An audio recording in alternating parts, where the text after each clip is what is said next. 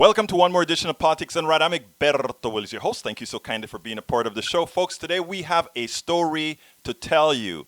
Dahiana Cruz and William Koehler, also known as Bill, is going to talk to us about an event at a hospital, but it's deeper than that because they have an entire medical issue within the family, but still they couldn't get the type of service, the type of responses one would expect at a hospital. So, guys, how are you doing? Diana and Bill, how are you doing today? All right, Egberto. Good to see Yes, you. it could be. Yes. Well, look, let me first tell you, thank you guys for giving me a few minutes of your Saturday to tell me your story. Diana, you were on Tim Black's show and you were mentioning an incident with your husband that occurred at the hospital. And when I heard the story, I must admit, I cringed. But why don't you start the story and then let Bill continue with what occurred when he got to the hospital?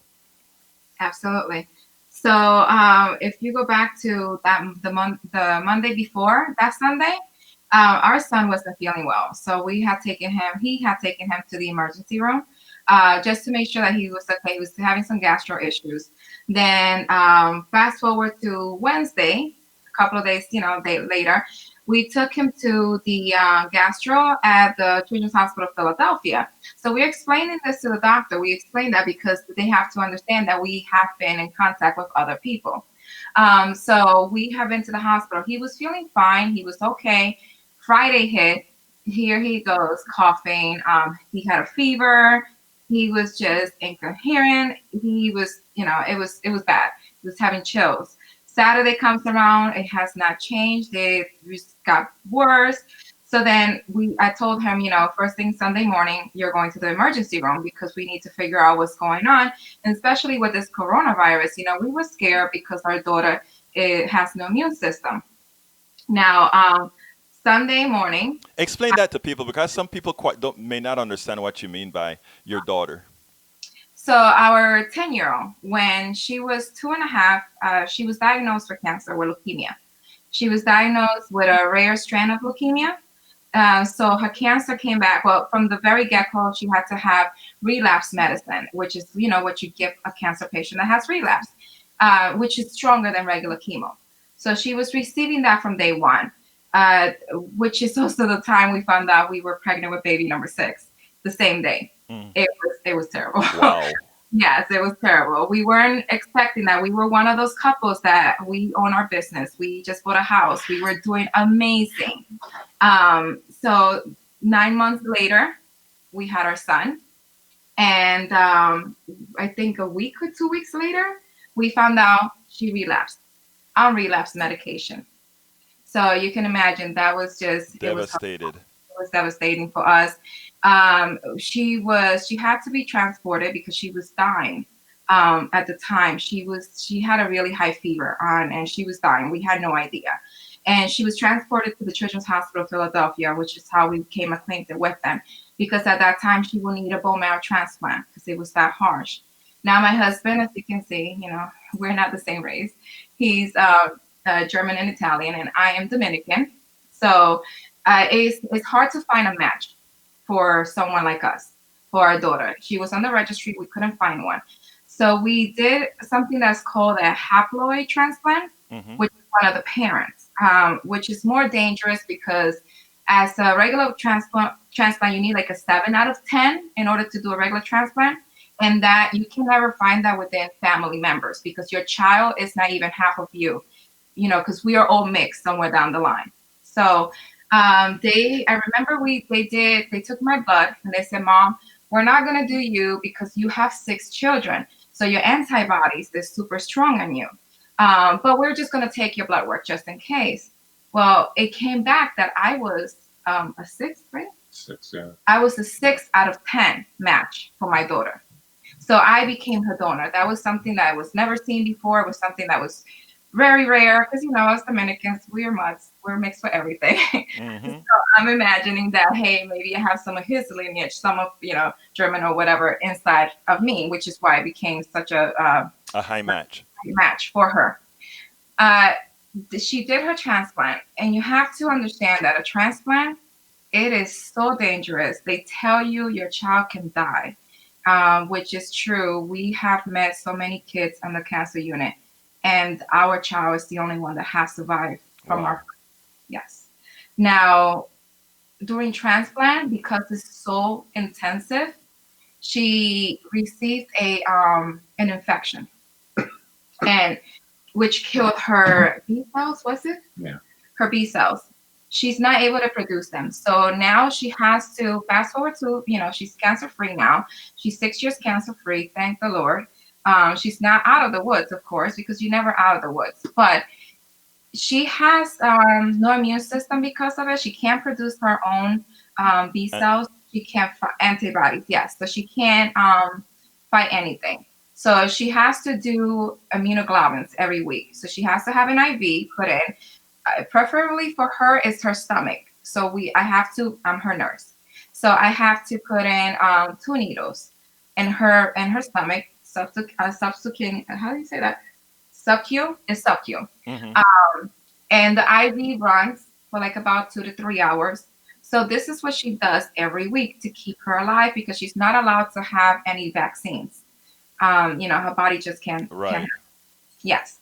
Now, when it comes to the flu, we do take precautions because of the flu. She gets the flu. She gets the flu back. Yeah, she's able to get that back. Yeah. Okay. It's mandatory in our house because of her. Mm-hmm. We do take every illness serious, every little things that you can imagine. She You gets have to. Yeah. everything she gets like to the max. Like, Right. played with somebody like last year. She played with somebody that had during chicken the pox, summer. and she ended up with the shingles. Yeah. The kids somehow picked up mono, and she ended up with chronic pain from the mono. She's still dealing with that. And we're still, it's just So in your house, it is extremely important that you guys are diagnosed appropriately as well. Oh, absolutely, Yes, absolutely. I mean, I probably typically would not even go to the hospital to get checked up on. I mean, I know with this coronavirus thing, it's very important now, but typically, if I got sick, I can get through it. But now that we have someone that is extra special in the household that needs us to be careful, every time we get sick, we try to make sure we follow the appropriate measures so we don't pass it to her, or things get to her and make her any worse than what she's already going through. Absolutely. So we come to the story as far as that. So she's an immunosuppressed, is what they call it, right? Because of her drugs. Yes. And she's 3 years cancer free. So she's 6 years. I'm sorry. Yes, 3 years considered a survivor. So 1 year considered survivor. I'm sorry. Yeah. I mixed it up. That's what the reason I'm saying is I mixed it up when I was in the hospital too. I was a little delirious. Yes, see the video.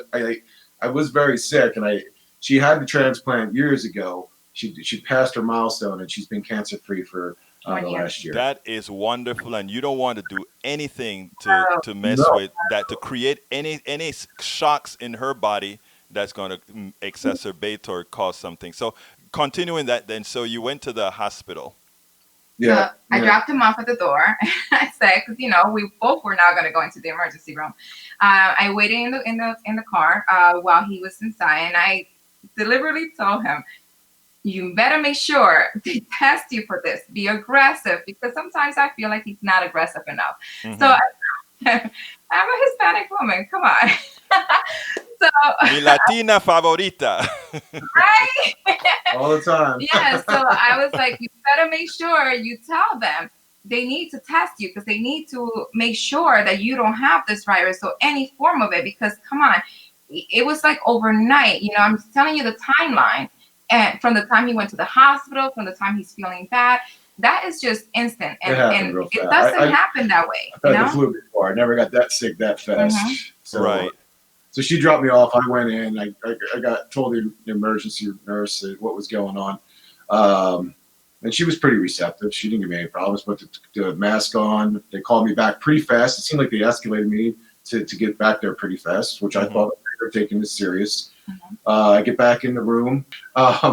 He comes in, and he tells me we're gonna, we'll check out the doctor, and he says we're gonna check out and see if you have the flu. And I said, well, what about the coronavirus? You gonna check that too? He goes, first thing out of the guy's mouth is that's a complete hoax. And the doctor said that. Yes, yeah. That was about 2.5 weeks ago. And I said, hey man, they just declared a state of emergency up in New York. Because you have to understand, he works in New York. Yeah. Right. So Wow. I'm like, how can you say it's a hoax? And Bill, I'm sorry to interrupt you again because I want to make America understand this for real. You're telling me a doctor in the ER in Pennsylvania in the Poconos told you that it was a hoax. flat out said those words to me. And it wasn't a rinky-dink hospital. So yes, that's what he said. And I looked, I know I looked shocked. So what I did was, I was like, okay, my wife's going to kill me if I don't get tested for this thing. She threatened me in the car. I'm going to ask the next person to come in here. What do you mean it's a hoax? And basically, the next person who came in not only reiterated that she didn't believe in it as well, she kind of made me feel foolish for even asking, or people that were being a bother by even asking about this. Meanwhile, on the news, you're seeing about people dying in China, dying in Iran, dying in Italy, and it getting worse in New York. And I'm thinking to myself, like, the questions you're being asked have you ever been to any of those countries or been anyone that's been near those countries? How the heck do I know? It seems like it's very highly contagious. So who's to say who's been where that I got next to? And you'll hear the lady say, unless you're brushing up on that person and right on top of them, you're not going to get it. Bill, the thing that really concerned me about that is the way she described transmission of the virus. First of all, there are a lot of studies that are done now that says the virus lives on metal for several hours. The virus lives on your clothes for 6 hours. The virus can go past 10 feet. And what I heard her tell you is that unless you are in close contact and rubbing up against somebody, you're likely not to get the coronavirus. Did I get that correctly? That's what she said, and not only that, she again reiterate this whole thing is stupid. I think was her exact words. So, yeah, that's you'll hear the concern in my voice is, how do I know if I've been near anybody with it if nobody's even testing anybody? I don't understand how you guys. I mean, I don't have the med degree or anything like that, but common sense tells you if you're not testing anybody, then you're not going to know who you're next to that has it. And that's what I was trying to get at. Before I got out of that hospital, my wife was like, how come you didn't get tested? So she told me, which made sense to me at the time. Again, I was kind of out of it. We're going to test you for the flu, then strep, see if that's it. And if that's the case, then you're done, you're out. Which, by the way, because he pushed the envelope, because you have to understand, we trust doctors to a certain extent because we had a really bad experience we used to have 7 children. Yes. And that's a story for another day. But the hospital pretty much killed our son. Wow, I'm sorry to hear that. Thank you. And so we kind of tend to question doctors now. You know, we don't go in blindly and just not question anything that comes out of their mouth because of our history with a certain hospital and the way that they handle our child. Now, trust me, it's not fun watching your child pass away. Our guards are up already, and we really count on the doctors for giving us advice, but you know, we question it, and then that's why again I get the video and I'm like, man, I can't believe I'm going through this again. And yeah, it's scary because that's the message. If you talk to other people, they're getting the same. They go in and they're not getting tested. They're being told, you know, they haven't been near someone near Iran, or this is 2.5 weeks ago. You haven't been near somebody from Iran or Italy. You need to go. And basically, my gut feeling is they just didn't have the tests. They didn't have them, and they were letting people walk out of the hospital not tested, and then you know just letting it get worse before it could get right. Unfortunately, go ahead. Sorry about that. Go ahead, Diana. So then, if you fast forward to the next day, well, you know, maybe 2 days later, he's still not feeling well. They told him he can go. Well, first of all, because of this, he pressured them. And so they did an x-ray and it came out that he has double pneumonia. First of all, how on earth do you get double pneumonia that quick? Right. It's not possible. In my mind, we have kids who have pneumonia in the past. I don't think it's possible. So that was my concern. The next thing you know, I wake up sick because they told him he can go back to work, by the way. That was on Sunday. They told him he can go back to work on Wednesday. Yes. So my husband was working that Wednesday. He went back to work, not feeling well, no double pneumonia, sent him home with antibiotics, That was it. Which, by the way, he has insurance, and he had to pay $100 for his deductible just to get the flu medicine. You know. Yeah, that's That enough. that is sad. That just shows you this. First of all, it shows you the state of our healthcare system itself, but it Mhm. also shows you a certain disregard for health. I mean, that Yeah. the scariest part of this whole conversation, yeah, the nurse is scary, Yes. but that the doctor said that, and by the way, I am with you as far as double checking the doctor. My daughter had a stroke about 3 months ago, 28 years old, and she's doing fine now. Most of her vision is back, and everything else is working fine. Her mind is fine. But had she not been her own advocate, Mhm. like you guys are with your kids now, like you guys are with yourself, she would have been in trouble. So I mean, your story I think is so important, William and Diana, because a lot of people just haphazardly go see a doctor, and whatever the doctor say, respective to how they feel, they just assume the doctor is right, not understanding that our insurance system forces doctors many times not to do their job as they know it should be done. Absolutely. And Alberta, it's a trickle down effect. It starts from our leader, the president, and if he's not taking it serious and saying it's not as bad as it is, it trickles down to other people, like the people that are taking care of us. Not everybody. There's some really good people that are fighting and Right. trying to keep people safe, but you got others that do believe it, and it's not, it's not right, because as my wife had told you, we've it's been a long history of keeping my daughter safe and Right. trying to protect her, and we trust the doctors, and maybe some people don't see this as serious because they don't have somebody that it will affect as bad as it would we do. But it was a hard road. We've been through so much to try to get to this point, and to be denied just to get the corona test. um, it doesn't make sense to me, when it's so fatal to children and adults, like my daughter. And we should have been given that with no circumstances. Absolutely, Bill. I wanted to just get your human story, your health story, because when we're talking about something this serious, a lot of times people say, well, when you bring in the political, but as you can see, the name of the show is Politics Done Right. Mhm. I'm just happy that that you pointed that out without me bringing that up in the first place. Well, I That mean, it it's, Well, starts I'm on top. actually very political because we were not political before 2016. Uh huh. Uh, we became political during 2016, during Bernie's era, the first time around, simply because Medicare for all is super important to us. Right. It's we have to live in poverty. It's by choice at this time because our daughter needs her medical insurance, which she receives through SSI. Right. Don't get that much. She gets probably like 200 and something, I believe it is. But it's Hmm. not the point. It's the insurance, because even SSI doesn't cover everything, and so we have to. And SSI doesn't allow you to go past a certain limit, a certain Right. amount.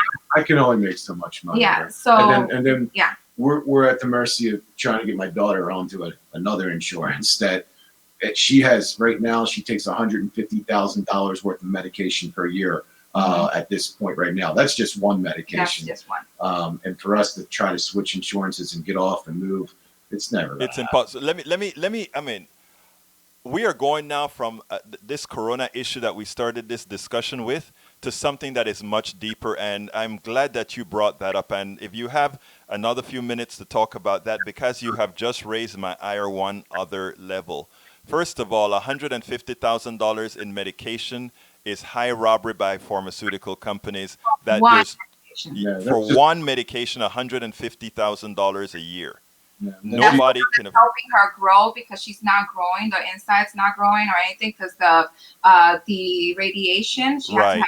body radiation, it stunts everything. So now she's on this medication that she has to have every day. She has to have a needle, and that's just the one that she doesn't really need. I mean, she needs it, but she doesn't need it as much as the one that's keeping her alive. yeah, that's not including the cost of the IVIG. I'm sure that's an astronomical number as well. And what is a shame is that, Bill, you want to go out there and do your thing, but you are forced to, as Diana just said, you are forced to live in poverty, as you are a productive citizen who wants to be, who can be more so than you are I've, al- because of the healthcare system that we have.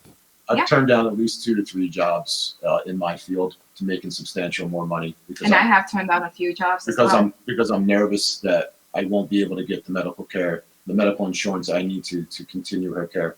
So we are where we're at right now, and we have to be comfortable, which we are because it's our daughter.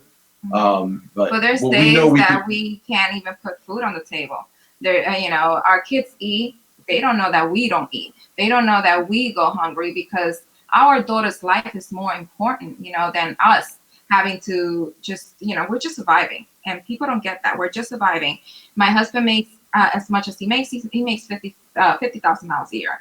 I work as well. And it's just ridiculous. The fact that we want to make more. But the first thing they tell you at the hospital, once your child becomes ill with something like this, is no matter what you have to get on SSI. You have to. There's no ifs and buts about it because SSI is the only one that covers everything. It's the only one that can afford it because the regular health insurance will not do it because they are there to make money off of you.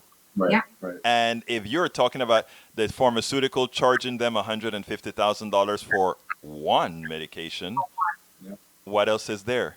And the doctors at this is a different hospital. Those doctors knew it as soon as we walked in the first day we found out my daughter had leukemia. They're like, Mr. Koehler, you have insurance, but you're probably going to lose your job. Your wife might lose her job. This is a long battle. Which we did. We're got to get you onto the state insurance. You qualify for it. This is your income. Hold on. Let me see if I understand that right. The doctors told you because your daughter was diagnosed with leukemia, that more than likely, since companies have group plans, that they are going to find a way to get rid of you. He didn't particularly say that. They said that the cost for us will be substantial. Yeah. We're better off being on government insurance, and they made the necessary changes so that we could be. That's the road they felt that we would be. Because they said that it wasn't going to be covered completely. All her treatments were not going to be covered completely, and our out-of-pocket expenses will have been way too much because of the insurance that we were on. Because you have to remember, again, we were that family that was set. We had a brand new house. We had a job. We had our own business. We had everything. We were set, and then everything went downhill from there because of healthcare. Well, yeah, because she got cancer. It was bad. My wife and I both ended up losing our jobs. It's nothing that you can be prepared for. No, it's not. We almost had our house foreclosed. We ended up having the car repoed. And it was all not even a question of what we could handle before her being sick. We were fine. But because of taking care of my daughter and making sure we were there for her and making sure that, we took the most out of each day that we got to spend with her during that time, our financial situation got bad. We ended up having to live out of the hospital a few times because she almost died on us a couple of times. She did. It was that dire to the point that at some point I kicked out the priest. Tell him my daughter's not dying. Please leave my room. Don't even come back. It's not even happening. And they told us that she had a 17% chance of surviving even after the transplant. Wow. Because of how dangerous, the particular strand of leukemia she had. And it was really bad. And we don't want to go back to that. We don't want to lose her insurance. So, we don't qualify for food stamps because we're one of those special cases that doesn't qualify for anything but medical assistance, right. And we can't make more money. So we are just like stuck in limbo. Yeah, believe me, our wish was that we don't need any assistance. Believe me. Yes. I love the work. My wife loves the work. We've been very successful at work. Mm-hmm. Our goal is not to sit on a system. No. But we don't think we were given any choices to be able to succeed. You had no choice. I mean, to put it bluntly, you had no choice. And this is what America needs to understand. America needs to understand these stories. These are the stories that our system needs to have flowing. And these are the stories that rarely get enough attention on the mainstream media. We haven't technically been diagnosed with coronavirus in this household. We don't really know if we did because we were denied the test. I wish we knew, but we've been taking the proper precautions here to make sure it doesn't spread throughout the family. But I was pretty sick. I feel better. But I still have problems in my chest with the pneumonia. My wife was sick as well. And really, after calling the Department of Health, I didn't find it. They told me I could pay for it out of my pocket if I wanted the test, which we were prepared to. we were going to, but then they retracted that and didn't even give me an avenue to do that. So at this point, we thought it was best to self quarantine and keep everybody in the household safe with what's going on right now, and it's kind of been working. Dahiana Cruz and William Koehler, Bill Koehler. Yes, Look, sir. thank you so kindly for giving me this time. Thank you so kindly for telling your story to show Americans really what's going on in this country. Really appreciate We your appreciate your time. time. Thanks for reaching out. Yes, and putting a spotlight to this problem. Thank you very much. Y'all have a wonderful day. You too. Thank you.